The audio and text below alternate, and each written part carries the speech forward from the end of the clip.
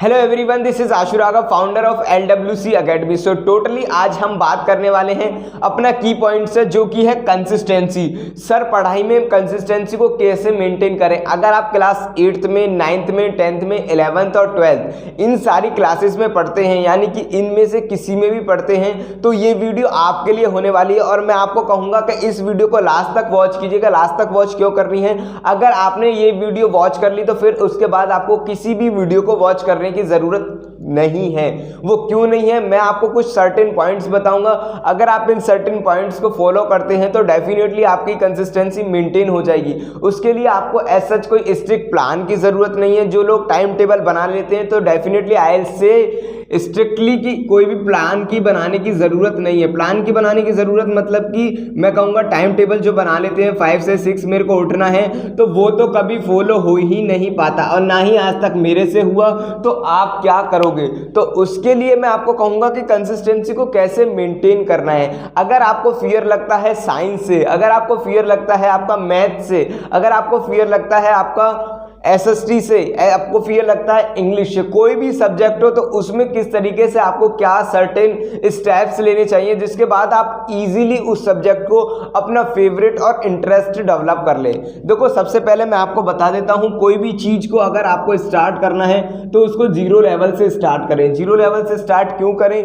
अगर आपको मान लो कि मैथ्स को पढ़ना है और मैथ्स आपको हार्ड लगता है तो आपको इनिशिएटिव लेना ही पड़ेगा। It is leadership quality. अगर आपको किसी चीज को किल करना है तो आपको सबसे पहले उसकी शुरुआत करनी पड़ेगी। अगर आप चाहते हो कि शुरुआत नहीं करोगे तो वो सब्जेक्ट आपसे दूर ही रहेगा और आप डरते ही रहोगे। तो इस तरीके से तो उस सब्जेक्ट को कभी भी कंट्रोल नहीं किया जा सकता। किया जा सकता है, उसके ऊपर मास्टरी की जा सकती है, बस ओनली स्टार्टिंग। आपको कुछ नहीं करना, आपको इस तरीके से अपने माइंड को इंक्लिनेशन देना है या फिर कुछ अपने माइंड को बताना है, बस कन्विंस करना है इसको। जैसा आप कन्विंस करोगे ये वैसा ही समझता है। आपको कन्विंस क्या करना है? मेरे को जैसे कि मैथ में डर लगता है तो मैथ में फॉर एग्जांपल मैं क्या करूंगा कि मेरे को बस आज 5 क्वेश्चंस ही करने हैं, नथिंग मोर देन दैट, और मैं इससे ज़्यादा कुछ भी नहीं पढ़ने वाला।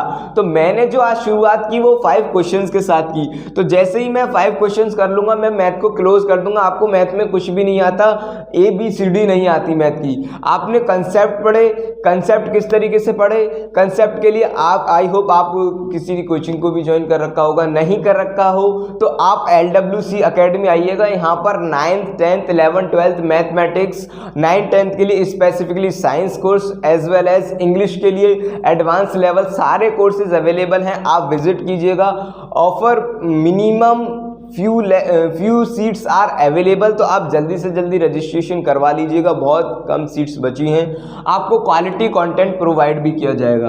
अब क्या करना है? मैथ्स में आपके 5 क्वेश्चन ही करने हैं। जो आपको मेंटरशिप में प्रोवाइड करा रहा हूँ ये डेफिनेटली कुछ ऐसे फाउंडेशनल बेसिक रूल हैं जिनको अगर आप अपनी बेसिक स्टडी में इम्प्लीमेंट करते हैं और आप अभी वीकेस्ट हैं तो मैं आपको बताऊंगा किस तरीके से एनालिसिस करना है, फिगर किस तरीके से अपनी प्रॉब्लम्स को फिगर आउट करना है, उन पे किस तरीके से फाउंडेशनल वर्क करना है, तो आप उन पे वर्क कर पाएंगे। Definitely you are able to see progress in yourself as well clearly. तो इस तरीके से 5 क्वेश्चंस आपने मैथ में कर लिए। अगले दिन नेक्स्ट दिन क्या करना है? You have to challenge yourself. और डेली रूटीन का मतलब ये नहीं कि मैंने प्लान बनाने के लिए, आप ना एक नोटिस मतलब एक डायरी लीजिएगा और उसमें सारी चीज़ें नोट डाउन कर लीजिएगा कि आज मेरे को क्या क्या टारगेट अचीव करना है। अगर उसका आपने 80% भी अचीव कर लिया तो आप अच्छी डायरेक्शन में जा रहे हैं। अगर आपको साइंस में प्रॉब्लम होती है, साइंस में प्रॉब्लम बेसिकली किस में होती है? बच्चों को होती है केमिस्ट्री में। केमिस्ट्री में क्या प्रॉब्लम होती है? केमिस्ट्री में प्रॉब्लम ये हो जाती है उनको इक्वेशन लर्न नहीं होती हैं। इक्वेशन लर्न नहीं होती तो किस तरीके से करना है? कोई भी चैप्टर उठा लिया, मान लो आपने एसिड बेस एंड सॉल्ट्स उठा लिया या फिर एटम्स एंड मॉलिक्यूल्स उठा लिया आपका, तो उसमें से आपने केमिस्ट्री के एसिड बेस एंड सॉल्ट्स उठाया। एक बार आपने अगर शुरुआत से पढ़ रहे हो या फिर पहले पढ़ चुके हो तो उसको एक बार NCERT के थ्रू रीडिंग करें, गो थ्रू करें। अपने नोट्स को जो मैं आपको प्रोवाइड कराता हूँ कॉन्साइज वे में रिवाइज करें। जो premium notes, quality notes provide किया जाते हैं, हाई क्वालिटी नोट्स जिसमें आपको बस कुछ भी नहीं करना, बस you have to just revise. क्योंकि जो प्रीमियम लेक्चर्स पढ़ाए जाते हैं उसके अलावा और कुछ नहीं करना। तो फिर केमिस्ट्री में क्या करना है, केमिस्ट्री में जितनी भी इक्वेशन है उसको एक पेज लीजिएगा और उस पर आपको लिख लेना है सारी इक्वेशंस को, एटलीस्ट 20 to 25 इक्वेशंस होंगी। इनको लिखने के बाद आपको जो फॉर्मूलेज है वो भी रिवाइज कर लेना है। इस तरीके से आपको किस तरीके से करना है, शुरू में बस 5 इक्वेशंस लिखनी है। आपको ये नहीं लिखना डेली 5 इक्वेशन लिखनी है, 2-3 दिन तक ये रूटीन फॉलो कीजिए। फिर उसके बाद अपनी प्रोग्रेस को 6, 7, 8, 9, 10 और विद इन 1 मंथ आपका इस तरीके से प्रोग्रेस दिखेगा आपको अपने आप में कि आपको बस मैथ्स और साइंस और जिस सब्जेक्ट में भी प्रॉब्लम हो रही है आपको उस सब्जेक्ट में इजीली इंटरेस्ट डेवलप होने लगेगा।